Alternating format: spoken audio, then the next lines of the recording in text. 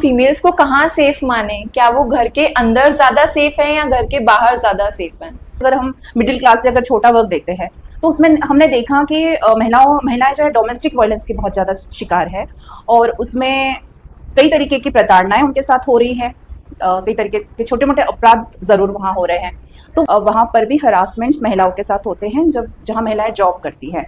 महिलाओं की स्थिति ऐसी है कि घर में भी कहीं ना कहीं प्रताड़ना है और बाहर भी है। इवन आप रास्ते से सफ़र कर रहे हैं तो भी है। तो मैं सोचती हूँ कि महिलाओं की अपनी अलग प्रॉब्लम्स है जिसको फेस करते आ रही है, और कई ऐसे केसेस हमने देखे। जैसे हम मान के चलिए एक छोटा सा मैं एग्जांपल देती हूँ, नाम हम लोग ओपन क्योंकि नहीं करते। एक बहुत बड़े मीडिया से रिलेटेड ये केस था जिसमें बहुत बड़ी एंकर थी, उनके साथ में हरासमेंट हुआ था।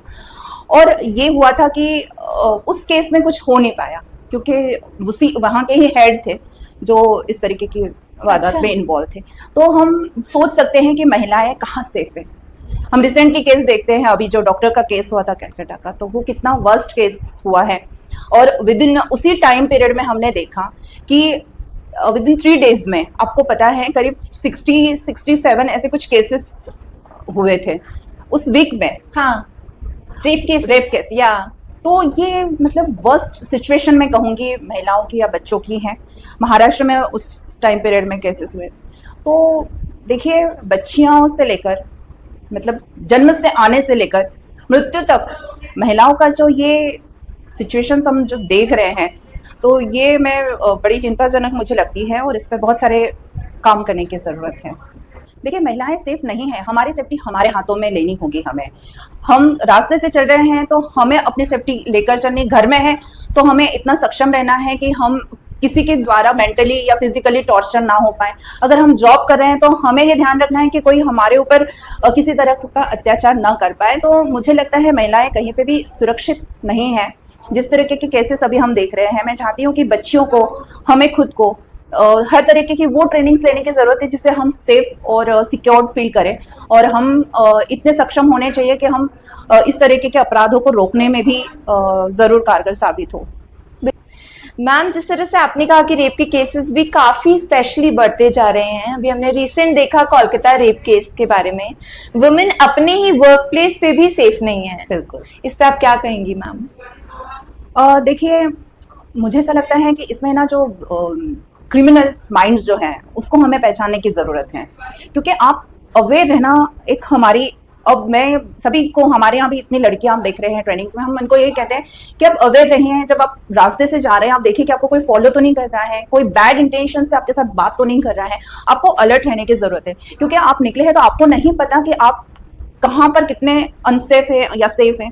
तो ये हमें खुद को ही अपने सेंसेस बढ़ाने होंगे कि हम कैसे इस तरीके की जो सिचुएशंस में आते हैं तो हम बचे इन सब चीज़ों से। देखिए, हमारे जो जुडिशरी है इसमें बहुत सारे लूपहोल्स है, जिसमें हम मान के चलिए जो ये सोशल जो मिसोजिनी है, उसके बाद पुअर अपब्रिंगिंग है, सोशल डिले है, उसके बाद लीगल सिस्टम में जो है हमारे बहुत सारे बैकलॉग हैं, करप्शन है, ब्यूरोक्रेसी है, जो स्लो जस्टिस हम कहेंगे, उसके कारण भी हम देखते हैं कि जो क्रिमिनल्स होते हैं उनको बढ़ावा मिलता है। तो मैं चाहूँगी कि इस पर बहुत ज़्यादा काम करने की ज़रूरत है। और फास्ट ट्रैक कोर्ट तो है ही, लेकिन फिर भी हम देखते हैं कि सबसे बड़ा केस हुआ था निर्भया केस, उसमें हमें पूरे 10 साल लगे थे क्रिमिनल्स को फांसी देने में। तो क्यों इतना डिले? जब हो गया है डिक्लेयर तो फिर क्यों हम इतना वेट करते हैं? स्पेशली आप देखेंगे कि इंडिया में ही जस्टिस पाने के लिए बैरियर्स बहुत हैं, बहुत सारे हैं, और वही चीज है जिसका पूरा खामियाजा महिलाएं भुगतती हैं। और जो फियर होना चाहिए, लॉ का जो फियर होना चाहिए वो नहीं है, और शायद इसीलिए इतने केस बढ़ते जा रहे हैं। मैम, ये बात तो सच है, क्योंकि फियर नहीं है और कोई पनिशमेंट, स्ट्रिक्ट पनिशमेंट है नहीं, इसीलिए तेजी से शायद ये चीजें बढ़ती जा रही है, क्योंकि लोगों को ऐसा लगता है कि हम कर सकते हैं। ये है कि अब महिलाएं सतर्क रहें, तो मैं भी ये, क्योंकि आप कितना आप चेंजेस दूसरों केस में ला सकते हैं, जुडिशरी में ला सकते हैं, तो अब मैं चाहूंगी कि खुद महिलाएं अपने आप में चेंजेस लें, अपने सेफ्टी को प्रायोरिटी। मैम, महिला अलर्ट होने के साथ, अवेयर होने के साथ साथ, क्या महिलाओं के कपड़े भी उनके प्रति अपराध का एक कारण है?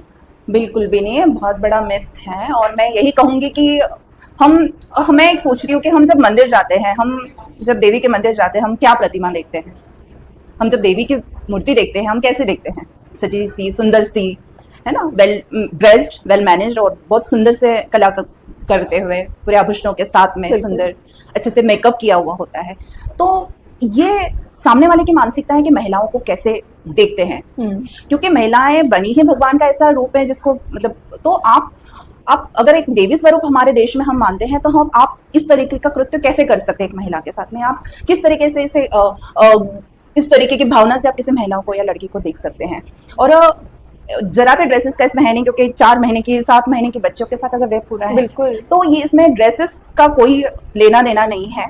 और ये क्रिमिनल्स के माइंड होते हैं, या फिर ये जो विक्टिम ब्लेमिंग्स मैं कहूंगी ये है कि इसने इस तरीके के ड्रेसअप किया हुआ था इसलिए रेप हुआ, तो मैं इसके बिल्कुल खिलाफ हूँ। महिलाओं को जितना खूबसूरत हो वो जो कैरी कर सकती है वो करे, करो मिनी स्कर्ट पहन के कैरी कर रही हैं तो वो दिखती है, सुंदर है, तो क्यों ना करे। इसमें एक कोई पुरुष या वो कैसे आप वो लगा सकता है, ब्लेम कर सकता है कि भाई तुमने इस तरीके का ड्रेसअप पहना है, तुमने जीन्स टॉप पहना है या तुमने मिनी स्कर्ट पहना है तो इसलिए तुम्हारे साथ, तो ये बहुत गलत मिथ है और मैं इसके बिल्कुल खिलाफ हूँ।